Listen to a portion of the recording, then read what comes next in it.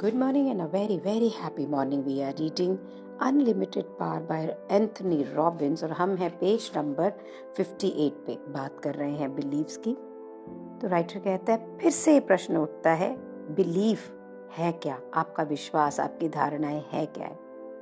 ये एक pre formed, pre organised approaches हैं आपकी परसेप्शन की, आपकी धारणाओं की, ऑलरेडी सेट हैं ये आपकी कम्युनिकेशन जो आपके अंदर आप अपने आप से करते हैं ना, उसको फिल्टर करती रहती है कंसिस्टेंट मैनर पे। हर पल कुछ हो रहा है, आप कुछ उससे रिएक्ट कर रहे हैं। और ये सब कहाँ से हो रहा है? ये सब हो रहा है आपके बिलीफ सिस्टम पे, जो ऑलरेडी जो बचपन से हम बड़े होते हुए आए हैं ना, वहाँ से ये हमें इम्पैक्ट करते हैं। तो ये बिलीफ सिस्टम आए कहाँ से? ऐसा क्यों है कि कुछ लोग ऐसा बिलीफ रखते हैं और वो हमेशा सफलता पाते हैं, और कुछ ऐसे हैं कि उनका बिलीफ सिस्टम उन्हें फेल होने के लिए मजबूर कर देता है। तो अगर हमें अपने बिलीफ सिस्टम को इस ढंग से मॉडल करना है कि वो सिर्फ हमारी ज़िंदगी के अंदर एक्सीलेंस और बेस्ट ऑफ बेस्ट लेकर आए, तो सबसे पहले हमें ये जानना होगा कि ये बिलीफ सिस्टम आ कहाँ से रहे हैं। तो पहला सोर्स जो है ना बिलीफ सिस्टम के आने का, वो है एनवायरनमेंट, आपका वातावरण। आपका एनवायरनमेंट एक ब्रीडिंग प्लेस है, एक उपजाऊ धरती है, जहाँ पे आप ये देखेंगे कि सक्सेस को ब्रीड कर रहा है, फेलियर को ब्रीड कर रहा है, और रिलेंटलेस फैशन के अंदर ये काम करता रहता है। आप अपनी ज़िंदगी की रोज फ्रस्ट्रेशन, डेप्रिवेशन से तो शायद बाहर आ जाएंगे, लेकिन रियल नाइटमेयर ये है कि जो एनवायरनमेंट का इम्पैक्ट आपकी धारणाओं, आपके सपनों पर है, उससे निकलना बहुत मुश्किल है। अगर आपको असफलता दिखती है, फेलियर दिखती है ना, तो आपको क्या नजर आएगा? सिर्फ डिस्पेयर। आपके लिए अपनी जो अंदर रिप्रेजेंटेशन है, इंटरनल रिप्रेजेंटेशन है, उसे ये देखना बहुत मुश्किल हो जाएगा कि आप सफलता देख सकते हैं। याद रखें कि हम एक कंसिस्टेंटली चीज़ों को मॉडल करते हैं, नकल करते हैं। तो अगर आप वेल्थ और सक्सेस में ग्रो हुए हैं ना, तो आप बड़े आराम से वेल्थ और सक्सेस को मॉडल कर लेंगे। अगर आप पॉवर्टी एंड डिस्पेयर में अगर ग्रो हुए हैं ना, तो आपका मॉडल जो है, रेप्लिकेशन मॉडल जो है, वो वहीं से आया हुआ है। यहाँ पे एल्बर्ट आइंस्टाइन की कुछ लाइंस लिखते हुए राइटर कहता है, कुछ लोगों को ये कैपेबिलिटीज होती हैं कि वो अपने आप को एक्सप्रेस कर सकते हैं, अपनी ओपिनियन को एक्सप्रेस कर सकते हैं, चाहे सोशल एनवायरनमेंट में कुछ भी हो रहा हो। लेकिन ज़्यादातर लोग इनकेपेबल होते हैं कि वो अपनी खुद की कोई ओपिनियन बना सकें। जो कहता है कि हमारे जो एडवांस कोर्सेज होते हैं, जहाँ पे कि हम लोगों को मॉडलिंग सिखाते हैं, तो वहाँ पर एक व्यक्ति जो 28 साल का है, स्ट्रॉन्ग है, इंटेलिजेंट है, फिजिकली फिट है, हैंडसम उसका फेस है, लेकिन वो बहुत ही अनहैप्पी है। वाइल एक दूसरा व्यक्ति मिशेल, जो कि स्ट्रीट्स पे रहता है, उसके पास कम रिसोर्सेज हैं, लेकिन वो खुश है। ऐसा क्यों है? ऐसा इसलिए है कि मिशेल एक ऐसे एनवायरनमेंट में ग्रो हुआ है जो एग्जाम्पल देता है कि इंस्पाइट कि कोई भी मुश्किलें क्यों ना हो, वो जिंदगी में खुशी क्रिएट कर सकता है। दूसरा यंग व्यक्ति, राइटर कहता है, उसको नाम देते हैं जॉन, एक ऐसे एनवायरनमेंट में ग्रो हुआ जहाँ पे उसकी मदर प्रोस्टिट्यूट थी, फादर शूटिंग के लिए जेल जा चुके थे जब वो 8 साल का था।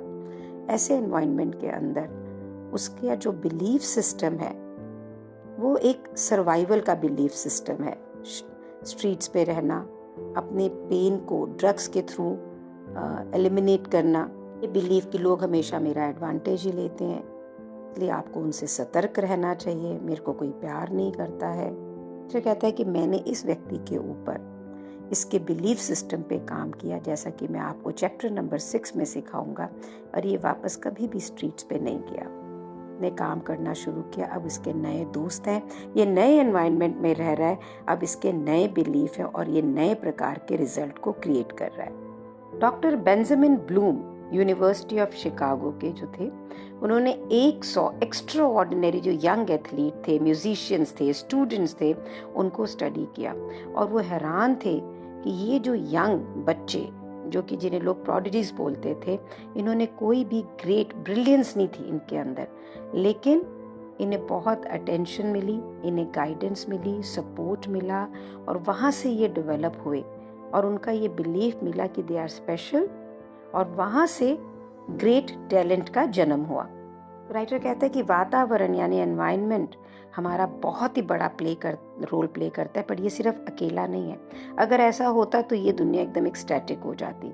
जिनके पास पैसा वो पैसे साथ रहते, जिनके पास पावर्टी है ओरिजिनल से वो पावर्टी में रहते। हमारी लाइफ में ऐसे बहुत सारे एक्सपीरियंस होते हैं जिससे हम बहुत कुछ सीखते हैं और वहाँ से भी बहुत बिलीफ सिस्टम बनते हैं। सो हमारी ज़िंदगी के इवेंट्स, स्मॉल बिग, ये आपकी धारणाओं, आपके बिलीफ सिस्टम, आपके विश्वास को बनाते हैं। इस ज़िंदगी में ऐसा कोई ना कोई इवेंट ज़रूर होता है, आपकी ज़िंदगी में भी होगा, जो हम कभी भी भूल नहीं पाते हैं। ऐसे इंस्टेंसेस हमारे ऊपर बहुत ही इम्पैक्ट क्रिएट करते हैं और हमारे ब्रेन पे इनका इम्प्रिंट हमेशा रहता है और ऐसे एक्सपीरियंसेस हमारी ज़िंदगी को बदल देते हैं।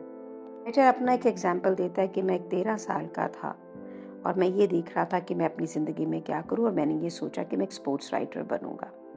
उन्होंने एक दिन न्यूज़पेपर के अंदर ये पढ़ा कि हार्वर्ड कॉजल ऑटोग्राफ करेंगे अपनी नई किताबों में एक न्यू लोकल डिपार्टमेंटल स्टोर के अंदर।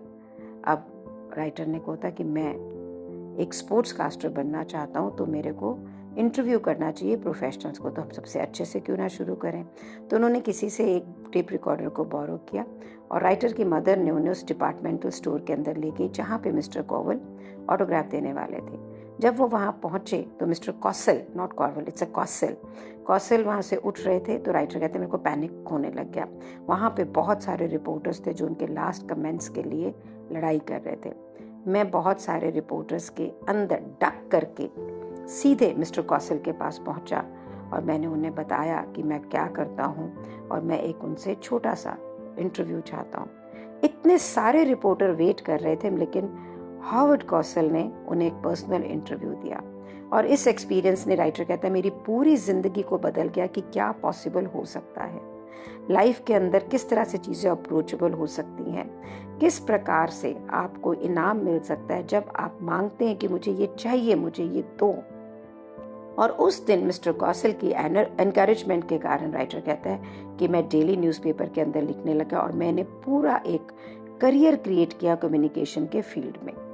आपने अपने बिलीफ कहाँ से क्रिएट करे हैं, चेक करिए। लगता है कि it's a very powerful way of growing yourself when you remember your achievements, small successes।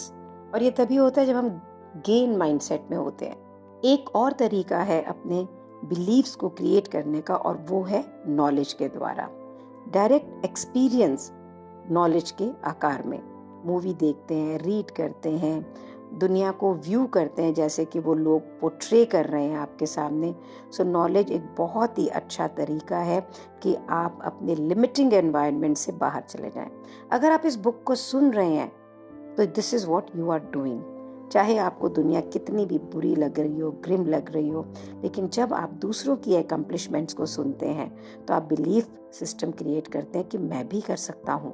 Doctor Robert कर्विन का, जो एक ब्लैक पॉलिटिकल साइंटिस्ट थे, उन्होंने न्यूयॉर्क टाइम में लिखा कि किस प्रकार से जैकी रॉबिन्सन एक ब्लैक प्लेयर थे जिन्होंने मेजर लीग्स को जीता और ये जीत ने उनकी ज़िंदगी को हमेशा के लिए बदल दिया।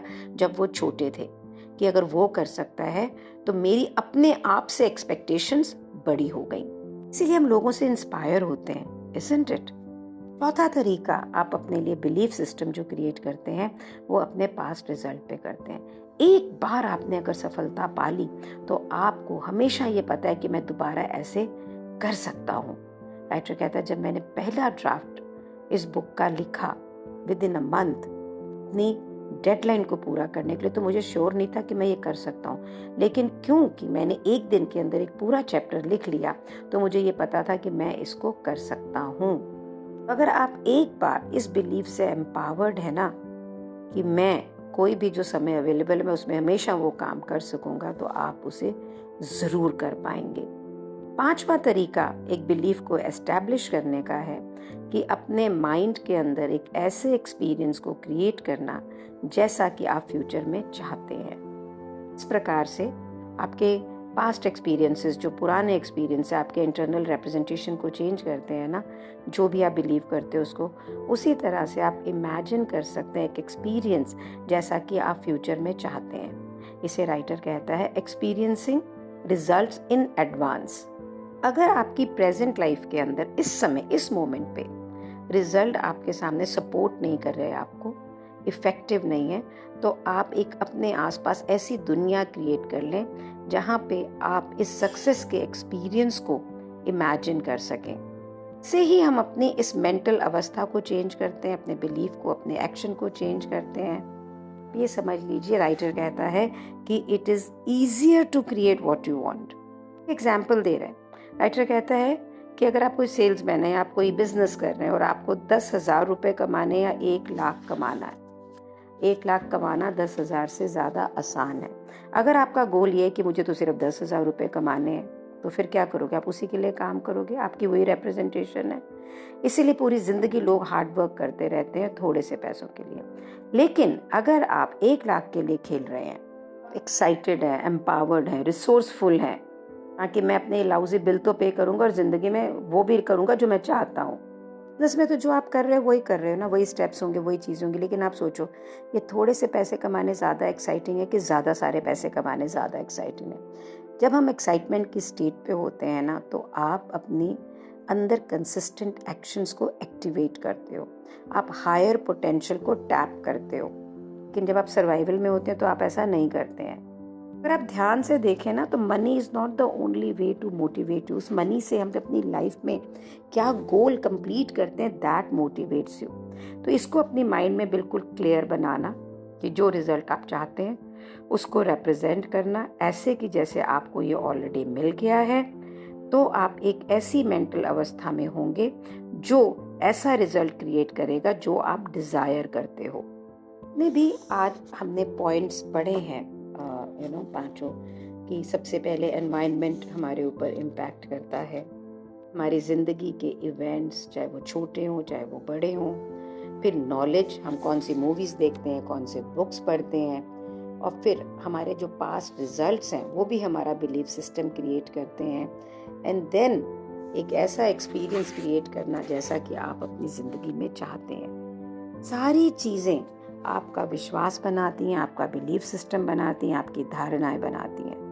हम बहुत ही हैज़र्ड तरीके से जो अच्छा बुरा लाइफ में हो रहा था सबको लेते रहते हैं। तो इस बुक का एक की आइडिया ये है कि आप बस ऐसे किसी भी चीज़ के प्रभाव में ना आए, आप अपने बिलीफ को कंट्रोल करें। आप कंट्रोल करें कि आप लोगों को कैसे मॉडल करते हैं, आप कॉन्शियसली अपनी ज़िंदगी को डायरेक्शन दें, आप बदल सकते हैं। यहाँ पे राइटर आपको एक एक्सरसाइज देता है कि आप ये लिखें कुछ ऐसे बिलीफ अपने बारे में जहाँ से आप सोचते हैं ओह मैं ये कर सकती हूँ। एक मोमेंट लें और अपने 5 की बिलीफ्स को लिखें जो आपको पहले से लिमिट कर रहे हैं, और फिर 5 ऐसे बिलीफ सिस्टम लिखें कि जो आपको अचीव करने में हाईएस्ट गोल हेल्प करेंगे। इस तरह से हम अपने बिलीफ सिस्टम को बदल सकेंगे। आपका बिलीफ सिस्टम जो आपने अपने दिमाग में डाला हुआ है ना, ये यूनिवर्सल ट्रूथ नहीं है। ये एक खास समय पे कुछ सर्टेन टाइम के ऊपर कुछ हो गया, इसको बदल सकते हैं हम। तो अगर कोई नेगेटिव बिलीफ सिस्टम है तो हमें ये पता करना है कि इसका हार्मफुल इफेक्ट कितना है, और ये एसेंशियल है कि हम ये रियलाइज करें कि आपके बालों की लेंथ बढ़ती है, आप एक पर्टिकुलर काइंड के म्यूजिक को कभी सुनते हैं कभी दूसरा सुनते हैं, कि आपके रिलेशनशिप्स होते हैं, उसी तरह से आप अपने बिलीफ सिस्टम को बिल्कुल बदल सकते हैं। चलिए कल आगे पढ़ेंगे, अभी एक्सरसाइज करते हैं। तो पहले आपने अपने 5 लिमिटिंग बिलीफ लिखने हैं, और उसके बाद में ये लिखने हैं कि 5 ऐसे बिलीफ जो अब आपके हाईएस्ट गोल की तरफ आपको लेके जा रहे हैं। ठीक है, फिर अपने कल मिलते हैं दोबारा। So thank you so much for being in my life. Thank you so much for listening this book with me. मैं भी आपके साथ एक्सरसाइज करती हूँ, मुझे भी फायदा होता है। Thank you so much.